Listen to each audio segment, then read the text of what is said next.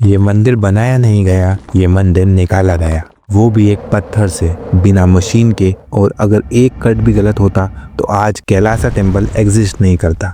सोचिए, आज से लगभग 1200 साल पहले, जब ना इलेक्ट्रिसिटी थी, ना क्रेन्स, ना ड्रिलिंग मशीन्स, तब भारत में एक ऐसा काम हो रहा था जो आज के मॉडर्न इंजीनियर्स को भी शॉक कर देता है। इलोरास के बीच एक बड़ा सा पहाड़ था और उस पहाड़ के अंदर से धीरे धीरे ऊपर से नीचे की तरफ एक पूरा मंदिर बाहर निकलते जा रहा था। सबसे पहले शिखर, उसके बाद दीवारें, फिर पिलर्स और कोर्टयार्ड सबसे आखिरी में। एक गलती, एक मिसकैलकुलेशन और सालों की मेहनत एक पल में बर्बाद हो सकती थी।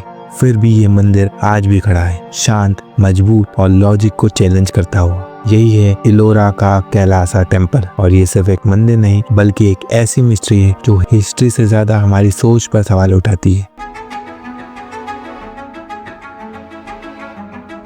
इलोरा केव्स महाराष्ट्र की यूनेस्को वर्ल्ड हेरिटेज साइट, जहाँ टोटल 34 केव्स है। ज्यादातर लोग यहाँ आते हैं, फोटो लेते हैं, गाइड्स की बातें सुनते हैं और फिर आगे बढ़ जाते हैं। लेकिन केव नंबर 16 यानी कैलासा टेम्पल बाकी सबसे बिल्कुल अलग है। ये कोई केव नहीं, बल्कि एक पूरा बना हुआ टेम्पल है जो पूरा का पूरा एक पहाड़ से तराशा गया है। आर्किटेक्चर की लैंग्वेज में बोले तो इसे मोनोलिथिक स्ट्रक्चर कहते हैं और ये दुनिया का सबसे बड़ा मोनोलिथिक रॉक कट टेम्पल माना जाता है कि सबसे पहले फाउंडेशन बनती है, उसके बाद ऊपर का टेम्पल बनाया जाता है। लेकिन कैलासा टेम्पल में सब उल्टा है। यहाँ कंस्ट्रक्शन ऊपर से शुरू होता है और धीरे धीरे नीचे की तरफ आता है। इसका मतलब ये था कि जो पत्थर एक बार काट दिया गया, उसे वापस जोड़ना पॉसिबल ही नहीं था। कोई अनडू ऑप्शन नहीं था, ना कोई सेकेंड चांस। एक्सपर्ट्स के मुताबिक कैलासा टेम्पल को तराशने के लिए लगभग 2 लाख टन से ज्यादा बेसोल्ट रॉक निकाले गए। बेसोल्ट एक बहुत हार्ड स्टोन होता है, ग्रेनाइट से भी ज्यादा। अगर आज इतना मटेरियल रिमूव करना हो तो हैवी मशीनरीज, ट्रक्स और डंपिंग ग्राउंड चाहिए होते हैं। लेकिन 1200 साल पहले ना कोई क्लियर रिकॉर्ड मिलता है कि ये पत्थर कहाँ गए, ना ये पता चलता है कि इतना सारा मटेरियल कैसे ट्रांसपोर्ट हुआ। मंदिर आज भी वहाँ खड़ा है, लेकिन पत्थर की हिस्ट्री अंधेरे में गायब हो चुकी और यहीं से कैलासा टेम्पल की मिस्ट्री और गहरी हो जाती है।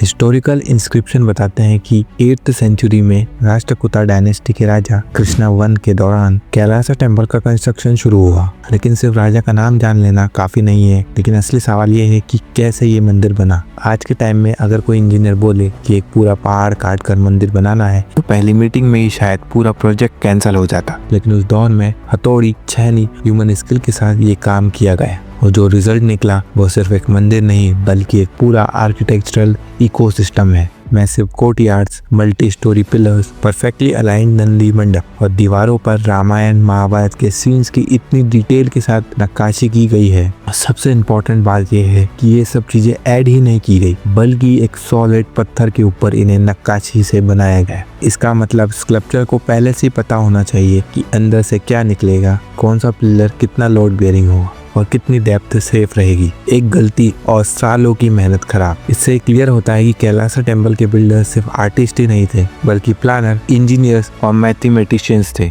स्कॉलर्स मानते हैं कि एंशिएंट इंडिया के पास एडवांस जियोमेट्रिकल नॉलेज थी, जिसका यूज प्रोपोर्शन, सिमेट्री और लोड डिस्ट्रीब्यूशन के लिए किया जाता था। कुछ हिस्टोरियन ये भी मानते हैं कि ये प्रोजेक्ट एक जनरेशन में कंप्लीट नहीं हुआ होगा, फिर भी पूरे मंदिर का डिजाइन और प्रोपोर्शन बिल्कुल कंसिस्टेंट और एक जैसा लगता है, जिससे सब लोग एक ही ब्लूप्रिंट फॉलो कर रहे हो। लेकिन सबसे हैरान करने वाली बात यह है कि इतना बड़ा प्रोजेक्ट होने के बावजूद इसके कंस्ट्रक्शन रिलेटेड ऑलमोस्ट कोई टेक्निकल डॉक्यूमेंटेशन अवेलेबल ही नहीं है। ना मैनुअल्स, ना कैलकुलेशन, ना स्टेप बाय स्टेप प्लान्स। सिर्फ एक पोएटिक इंस्क्रिप्शन मिलता है जो कहता है कि इस मंदिर को देखकर देवता भी विस्मित हो गए। लाइन सुनने में सुंदर लगती है, लेकिन एक हिस्टोरियन के लिए थोड़ी सी हैरानजनक है।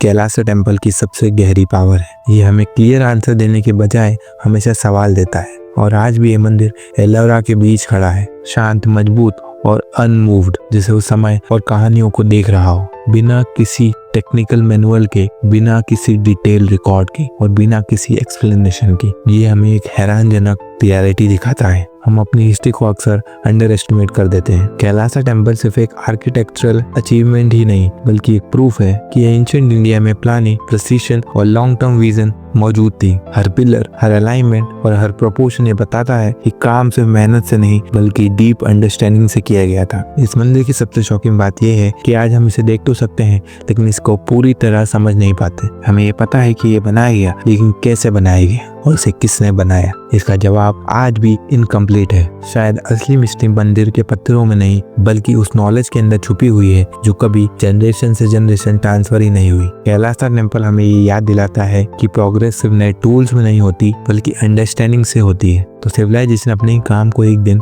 मिस्ट्री कहने लगती है। जैसे हम कह रहे हैं कैलासा टेम्पल एक मिस्ट्री है। जब हम ऐसी कहानियों को देखते हैं तो ये क्लियर होता है कि भारत की हिस्ट्री सिर्फ डिस्ट्रक्शन की नहीं बल्कि आर्किटेक्चरल टेम्पल्स की भी है। कैलासा टेम्पल बना, खड़ा रहा और आज तक हमसे बात करता है बिना आवाज के। इसी कंटिन्यूटी की एक और पावरफुल कहानी सोमनाथ की कहानी, जहाँ 17 बार उसे तोड़ने की कोशिश की लेकिन हर बार उसे फिर खड़ा किया गया। कैलासा टेम्पल ह्यूमन इंटेलिजेंस और प्लानिंग का एक साइलेंट प्रूफ है। तो सोमनाथ टेम्पल इंसान की कलेक्टिव विल और बिलीफ का सिंबल है। अगर कैलासा टेम्पल की कहानी आपको अमेज नहीं बल्कि सोचने पर मजबूर कर रही हो तो एंड स्क्रीन पर आपको जो ये वीडियो दिख रही है सोमनाथ टेम्पल के बारे में, ये आपको और भी सोचने पर मजबूर कर देगी। इसे जरूर देखिए, वीडियो को लाइक कीजिए, चैनल को सब्सक्राइब कीजिए।